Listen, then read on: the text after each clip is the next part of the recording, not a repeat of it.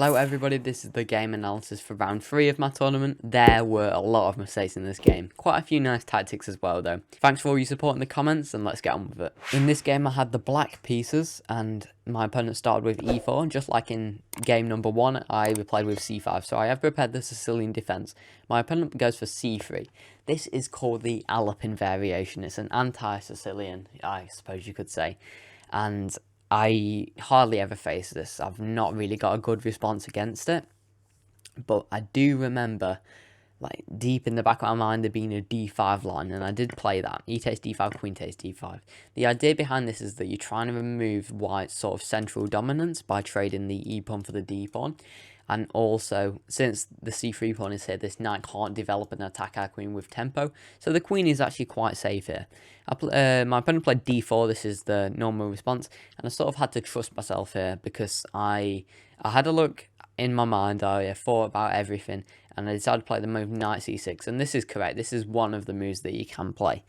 I was worried that after d takes c5, queen takes d1, for example, in this line e5, b4, it looks like white's just holding onto the pawn here. And they are, but the engine line that's recommended here is really crazy. a5, b5, knight d8, bishop e3, knight e7, f3 for some reasons, probably so the bishop can drop back, knight d5, bishop f2, and bishop f5.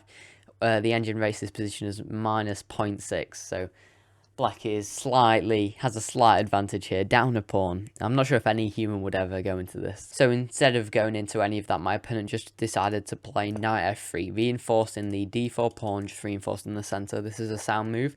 I played bishop g4, pinning this knight to the queen. The only real response here is bishop e2. And just to address, I cannot get away with, let's say, c takes d4, c takes d4. I cannot get away with this. Since white, I've won a pawn here, but white can play bishop takes c6, check, removing the defender of my queen. White would be winning here. So I do not go for bishop takes f3, but I do go for c takes d4, c takes d4. I sort of had to trust my instincts in this position as well with the move e5. I thought that this was the theory, I thought that this was the correct move, but it isn't. This is a mistake. This is now +2 for white.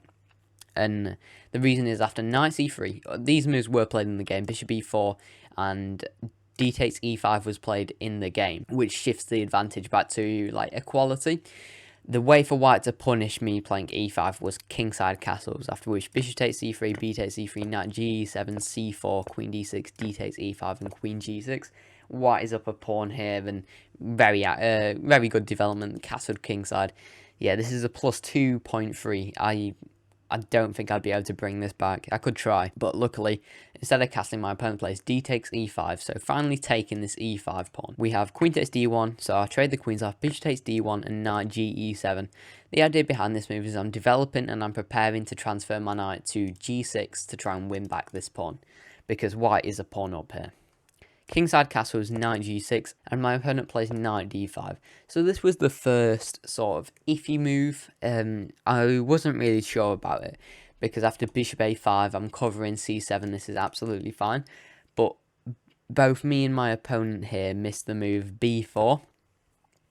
It's a crazy move, but after knight takes b4 and the knight trade, rook b1, let's say a5, a3, I think that white has pretty good position here after rook takes b7. It's a +2 advantage. But of course, it's very hard to spot the move b4. It just looks like it hangs a pawn. It looks like quite a silly move. But after the game, me and my opponent looked through it and then found that this move was quite strong. But instead of b4, my opponent plays the move h3. I'm not really sure about this move. I think it's designed to provoke me to take, but I simply drop back my bishop to f5, and I am threatening bishop d3, which would trap the rook, win the exchange. And you see that this is quite an important tactical motif later on. My opponent played the move bishop a4. I believe that the move b4 still works, but bishop a4, it pins my knight. And it goes from a +2 advantage from b4 to a -0.3 advantage from me with the black pieces. My opponent said after the game that they thought that this was a bit of a pointless move, and I think I'd have to agree. I could easily just castle out of this pin, but more importantly, the reason that the advantage has shifted to me is because of this bishop d3 idea. In the game, my opponent played the move rook e1, which was quite interesting. We'll have a look at that in a minute. But I'd just like to show you Rook D1. So this is the only move where the Rook is, well, safe. I'll just turn on the engine here. I'm not entirely sure if I can remember the line. So yeah, we have Bishop E2, and the engine recommends B4, giving up the exchange with like an equal position. Slight advantage for me. Let's say Rook D4. This knight is pinned to the king, but after queenside castles, this is a minus 1.5 advantage for black. After takes, c takes, the knight comes back here. The rook trade, these f pawns are doubled, and yeah, this looks completely fine to me. I'd be quite comfortable winning this. Materials equal here, let's say f4. Yeah, this looks great for me. So now I'll turn off the engine and I will go back to the move that my opponent played, which was quite interesting. Bishop d3 and rook e1. So the idea behind this move is that when I did play bishop takes e1, the bishop is no longer on a5 and does no longer defend c7. So the move knight c7 check is a fork of my king and my rook. But my opponent missed that after king d7, knight takes a8. I'm not going to immediately take this knight and lose my bishop. Instead, I'm going to move my bishop back to a5, getting it out of danger, and this knight is now trapped. My opponent is a pawn up, but I am going to win a piece here. My opponent plays quite a tricky move, bishop e3.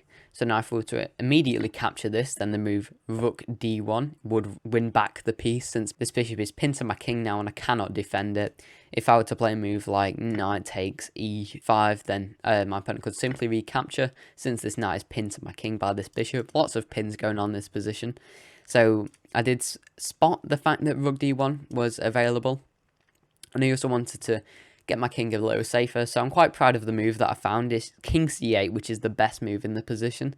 If we have a look, yes, very proud of that. King c8.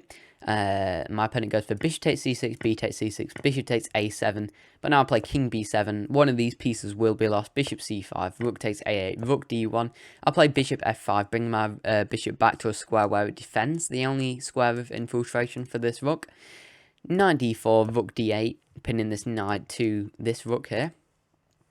This bishop cannot be captured. Bishop d6, blocking this pin, blocking the d file. Bishop e6, I move my bishop back now that it's attacked. b4, bishop c7, b takes c7. Bishop takes c7, king takes c7. And here, I'm completely winning. I've got a -3 advantage. And here my opponent played knight b5 and then resigned immediately after. I think they missed the fact that the c6 pawn defends b5. Anyway, I thought that was quite a nice game. I made quite a few mistakes in the opening. I'm definitely going to have to learn the Alapin. I'm definitely going to have to learn some sort of system against the Alapin that works well. Quite a nice tactic though, with the bishop a5 removing itself, trapping the knight. And I'm quite proud of finding the move king c8. Thanks a lot for watching. That's all I've got for today. I will be with you tomorrow to recap round 4. Goodbye.